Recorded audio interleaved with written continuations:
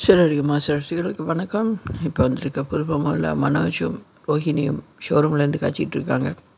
அந்த இடத்துல லாயர் வராங்க. லாயர் பார்த்துட்டு, என்ன மனோஜ் திருப்பி ரோஹிணியோட சேர போறியான்னு கேட்க அவர் மலுப்புறாரு. ஆனால் அவங்க லாயர் தானே உண்மையை சொல்லிடுறாங்க. ஏதாவது உங்களுக்கு டிசிஷன் மாற்றுறேன்னா ஹியரிங் வாரத்துக்கு முன்னுக்கே சொல்லிடுங்கன்னு. ஆனால் லாயர் அங்கால போயிட்டு விஜயம்மாட்ட இந்த விஷயத்தை பற்ற வச்சிடுறாங்க. அதுக்கு பிறகு என்ன ஆக போகும்னு பார்ப்போம். அதுக்கு பிறகு ஷோரூமில் ரோஹிணிக்கும் மனோஜுக்கும் ஒரு டிஸ்கஷன் போகுது. அது என்னென்னா, வீடை யாராவது ஒரு ரியல் எஸ்டேட்காரங்க விற்று அவங்க அப்பார்ட்மெண்ட் சொல்லி விற்றுடுவாங்க. ஆனால் அவனுக்கு ஒரு ஷேர் கிடைக்கும்னு சொல்லி மனோஜை பிரெயின் வாஷ் பண்ணுறான். ஆனால் மனோஜும் லைட்டாக ஐடியாவை வாங்கின மாதிரி தான் இருக்குது. ஏற்கனவே இவனால் வீடு போச்சு. இப்போ இன்னொரு பிளானிங் வேறு ரோஹிணி கொடுத்துருக்கான். என்ன நடக்க போதோ தெரியாது. இவங்களால் யாருமே வீட்டில் இருக்காமல் வெளியே போன வருத்தம் கூட மனோஜுக்கு இல்லை.